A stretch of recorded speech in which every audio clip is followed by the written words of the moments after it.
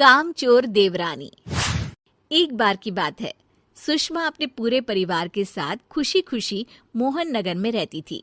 उसकी 2 बहुएं थी, पल्लवी और शिवानी। एक दिन दोनों बहुएं रसोई में काम कर रही होती है कि तभी उनकी सास सुषमा उन्हें बुलाती है। अरे बहू, जरा इधर तो आना। शिवानी, जरा जाकर देखना सासू माँ क्या कह रही हैं। दीदी आप ही देख लो ना जाकर, आपको भी तो सुनाई दे रहा है। अरे मैं आटा गूंद रही हूँ ना, तुम चली जाओ। हाँ तो मैं भी तो सब्जी काट रही हूँ ना दीदी। अरे बहू जल्दी आओ।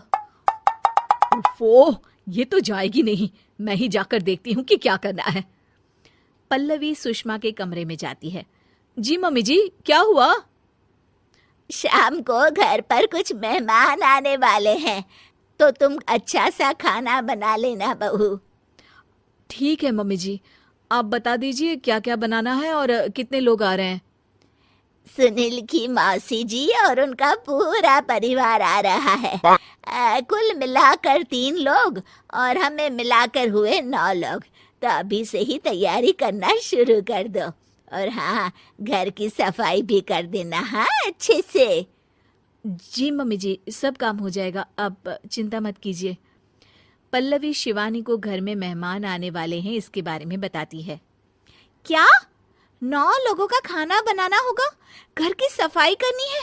बाप रे, सासू माँ ने तो हमें घर की नौकरानी ही समझ कर रखा है।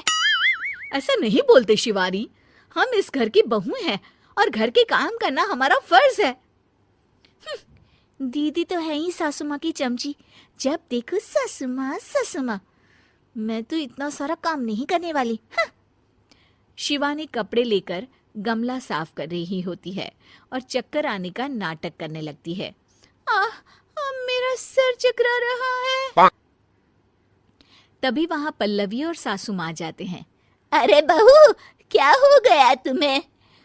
मम्मी जी, बहुत तेज सर में दर्द हो रहा है। तुम एक काम करो शिवानी, आराम कर लो। नहीं नहीं दीदी, घर में मेहमान आने वाले हैं, मुझे आपकी मदद करनी चाहिए। अरे कोई बात नहीं शिवानी, तुम आराम कर लो, मैं सब काम कर लूंगी। ठीक है दीदी, अगर आप इतना कह रही हैं तो आराम कर लेती हूँ। शिवानी आराम से अपने कमरे में मैगजीन पढ़ रही होती है। इसे कहते हैं आराम की जिंदगी। इतना सारा काम। चलो सारा काम खत्म हो गया, शिवानी को देख आती हूँ। शिवानी अपने कमरे में ईयरफोन में गाने सुनते सुनते सो जाती है और उसके साइड में मैगजीन भी रखी होती है। पल्लवी वहां आ जाती है और वो सब देखती है।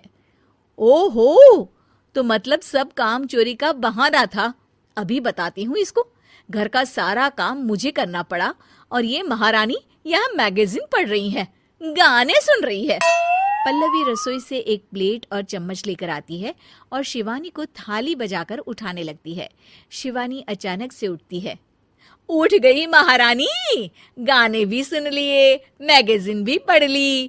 तुम तो बहुत बड़ी झूठी निकली शिवानी।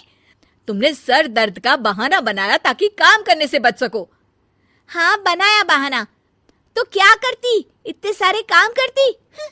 मुझे कोई शौक नहीं है चापलूसी का। क्या चापलूसी? तुम्हें लगता है कि मैं सारे काम चापलूसी के लिए कर रही हूँ? और नहीं तो क्या। तभी वहां सासू माँ आ जाती हैं। अरे बहू, वो लोग बस आने ही वाले हैं, तुम तैयारियां कर लो। जी सासू माँ, तुझे तो मैं बाद में देखती हूँ। सब खाना खाने बैठते हैं और खाना शुरू करते हैं। तभी सुनील की मौसी बोलती है। वाह भाई वाह, खाना तो बहुत ही अच्छा बना है सुषमा जी, एक एक चीज में क्या स्वाद है। ये सुनकर शिवानी मुंह बना लेती है। उसे अपनी जेठानी की इतनी तारीफ रास नहीं आती। आपकी बहुएं तो बहुत ही अच्छा खाना बनाती हैं।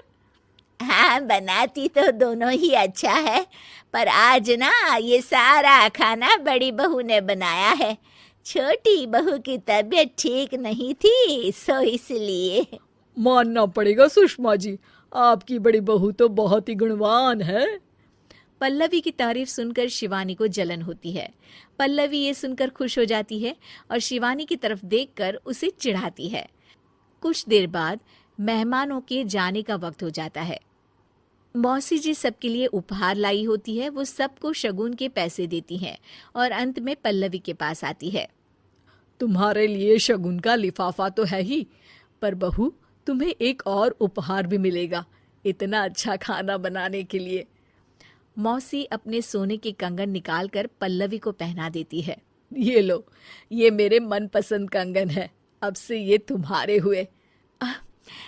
धन्यवाद मौसी जी। ये देखकर शिवानी तो पूरी तरह से जल जाती है और गुस्से से रसोई में चली जाती है। तभी वहां पल्लवी आ जाती है और उसे अपने कंगन दिखाने लगती है। देवरानी जी, अब आपका सर दर्द ठीक तो है ना? मुझे लगता है कि अब सर दर्द शुरू हो गया होगा आपका।